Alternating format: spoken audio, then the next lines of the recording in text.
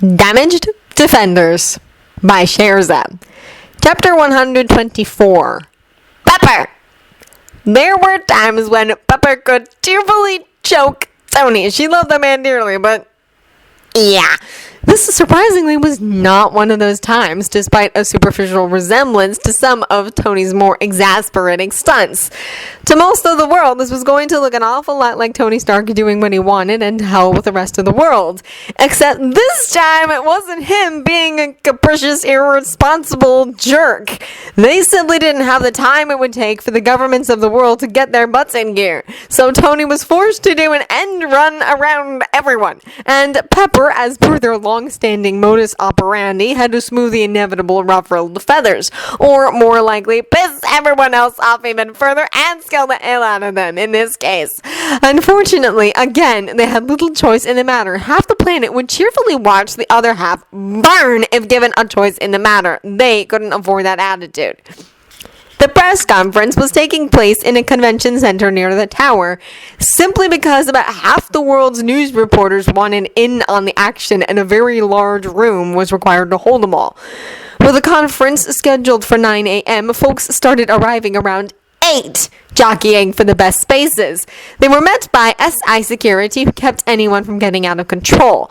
Most of the Avengers were scattered around the room, backing up SI's security teams just in case someone with better than normal abilities and murder on their minds showed up, and to help keep things calm if people really lost it. The only ones not here were Thor, Loki, and Bruce. Well, Thor and Loki weren't here as security. Pepper had parked them out of sight until they got introduced, along with pal Thor, Frigga, and Thargin. As for Bruce, no one wanted to test Hulk's temper and control in such a big, highly likely to be very unruly crowd.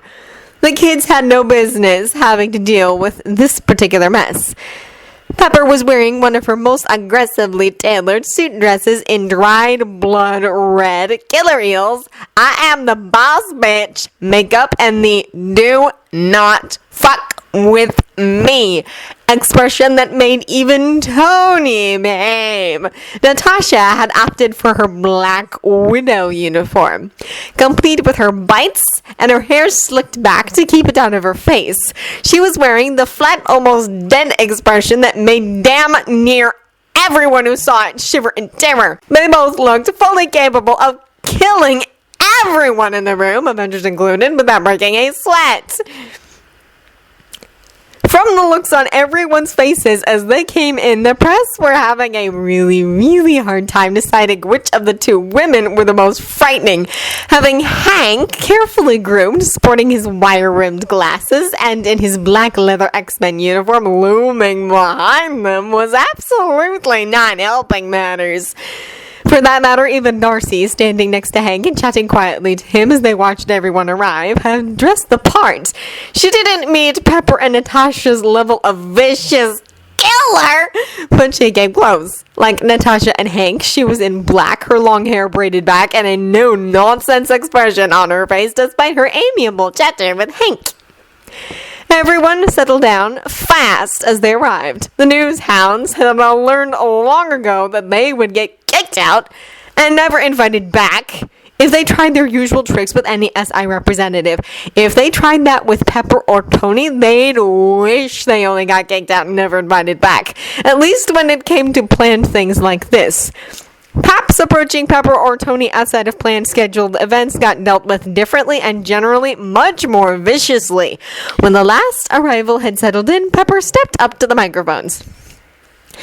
Last night, countries and individuals around the globe were alerted to spaceships approaching Earth thanks to telescopes, satellites, and other observatory equipment. Pepper said, losing absolutely no time and not bothering with sugarcoating anything. Again, they didn't have time to hold people's hands on this. Precisely 38 days ago, New York City found itself under attack by non-human entities of unknown origin, aliens, to use the colloquial phrase. This attack was stopped thanks to the combined efforts of S.H.I.E.L.D., Stark Industries, and two groups of unique individuals, the Avengers and the X-Men. Pepper gave everyone in the room a flat look. These two events are related. It is my unfortunate duty to confirm a rumor that has been doing the rounds in the last 38 days. The alien force that was defeated was not in fact the entire army available to those responsible for the attack. Predictably, a few people lost it, but being professionals, they got it together again pretty fast. If for no other reason than the fact that Pepper Potts, of all people, would not be standing in front of them just to say, "We're fucked. It was nice knowing you." "There is more good news than bad," Pepper told them. "Thanks to the actions of those who rose to the defense of the city, the enemy can no longer utilize portals, such as the one seen in the initial invasion attempt, to transport their army into our atmosphere. They're going to have to go the long way around." There was scattered his slightly hysterical laughter at that. "At best guess, we have roughly 11 months before the enemy and their full army arrive." More wild-eyed, I need new pants looks, but again, they got it together fast. "The better news is that Earth will not face this fight alone. We have very powerful allies. Those of you familiar with Norse religion and lore will recognize the names of our primary allies," Pepper told them, grinning a little bit. "Queen Frigga has pledged the might of the Asgardian army and has sent her sons, Princes Thor and Loki, to act as ambassadors. Princes Thor and Loki were, in fact, involved in defending Earth from the first invasion attempt." As she said their names, the three walked into view behind her, joining Hank and Darcy. Both men were clad in their battle armor, sans helmets, and made for quite an intimidating sight. Frigga was clad in armor as well, apparently the armor she'd put together after taking over the rule of Asgard. Despite being nearly dwarfed by her sons, especially Thor, she still succeeded in looking every bit as badass as Pepper and Natasha. Yeah, that got a stir, especially from the news folks here from Europe. The entirety of the Human Avengers had a bet going on how long it would take one or more of the Nordic countries to offer Thor et al. Citizenship. There had already been rumbles that direction, held back only by the respective countries' uncertainty as to whether or not the USA was having them on. The dwarves of Svartalfheim, led by King Thargin, marked into view, joining the rest. Like them, he was dressed in battle armor. "Have pledged not only their army, but assistance in building spaceships for Earth to use in the coming battle," Pepper said.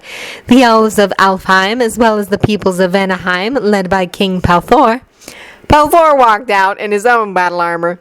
Nidavellir and Jotunheim have pledged their armies as well.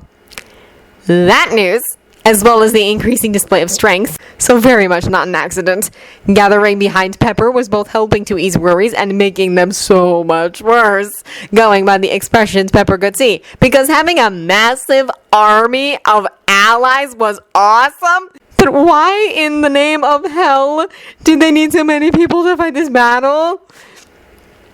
Nor is Earth going to stand idle. Stark Industries has already pledged its assistance in the defense of Earth. So have the Avengers, led by none other than Captain America, who was found in the Arctic ice some 4 months ago. And so have the X-Men, represented by Dr. Hank McCoy, and many other mutants around the globe, Pepper told them. Then she shot everyone an absolutely lethal look. "Make no mistake, ladies and gentlemen, we have all pledged to defend Earth. Not just the United States, or the United Kingdom, or Russia, or whatever other country you care to name. We will protect the entire planet without regard to petty political divides, race, religion, or any other divisive factor you can name." With that in mind, and knowing spaceships were to be built, Stark Industries contacted and recruited submarine crews and astronauts from a dozen countries around the world. The individuals who responded to the call for aid have been offered shelter and sanctuary off-planet in the event their countries of origin decide they are displeased with their citizens' initiative, though I sincerely hope those countries have the wit and wisdom to not censor their citizens. Pepper leveled another flat, unimpressed look at the room at large. "Make no mistake, ladies and gentlemen, we are going to be in for the fight of our lives.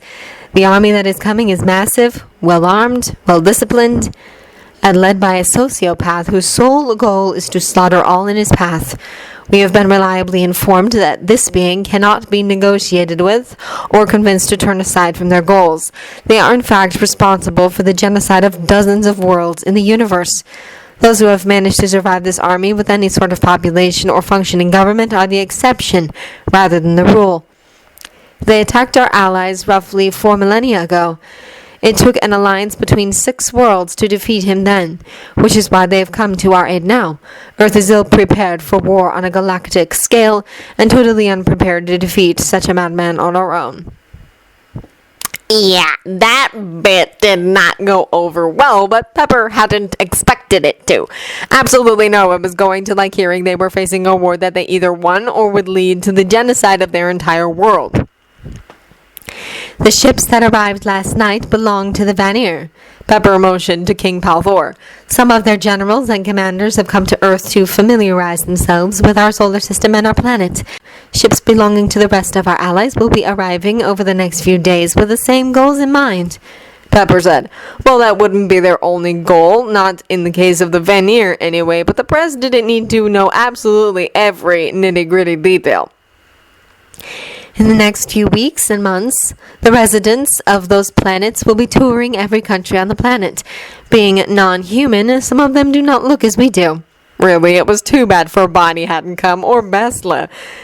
Especially Besla. Pepper would have enjoyed that. While they will at all times be escorted by Stark Industries or S.H.I.E.L.D. personnel, I encourage everyone to treat them respectfully.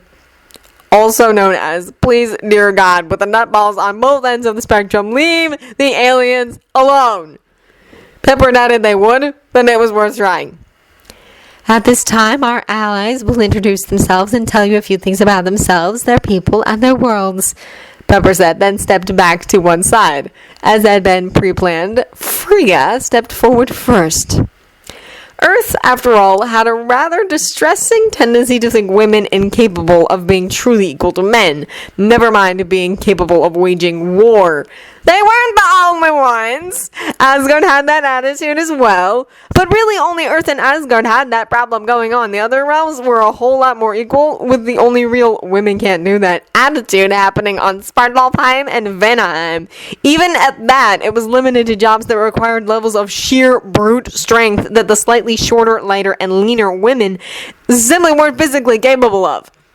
Even at that, the rare woman of a size and with the strength of the men who also had an interest in such a job could and did apply and got accepted. Earth and Asgard needed to learn once and for all that women were capable of doing anything a man could do. Again, with the sole caveat of tasks requiring high levels of sheer brute strength.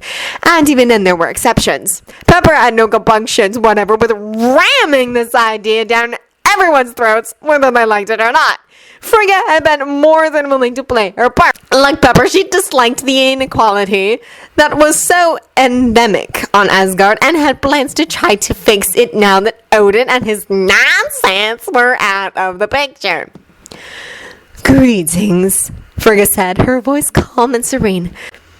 The first thing I will say is that despite the misapprehensions of now long-gone humans, myself, my sons, and those individuals recorded in Norse mythology are not in fact gods. Unfortunately, we were unable to disabuse the humans of the time of that notion, largely in thanks to the marked differences at the time between Earth technology and knowledge and Asgardian. That we are naturally far more long-lived than even modern-day humans, are far more durable and heal faster from minor injuries didn't help. What about Odin? Someone called out. Odin abdicated the throne, Frigga said. He is quite elderly by our terms. To give you an idea, he was alive for and participated in the war against the enemy that now seeks to destroy your planet. Asgardians live for as much as 6,000 years, and Odin is a little past 5,000.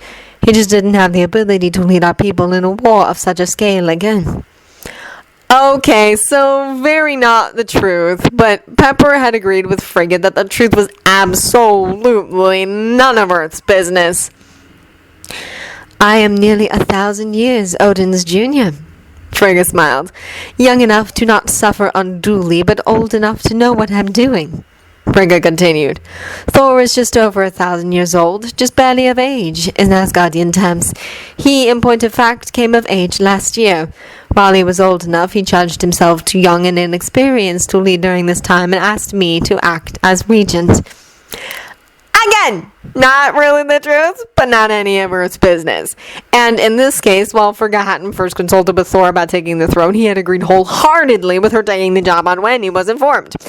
Frigga continued, but Pepper mostly tuned it out, as it was information she already knew. Instead, she kept watch on the press. Most of them were utterly fascinated, but there were 2 or 3 who looked more pissed off and or disgusted than anything else, hardly a surprise. Pepper didn't see that changing, even once they'd had their chance to ask questions after Frigga and the others had given them a brief rundown of their worlds. Let the games begin.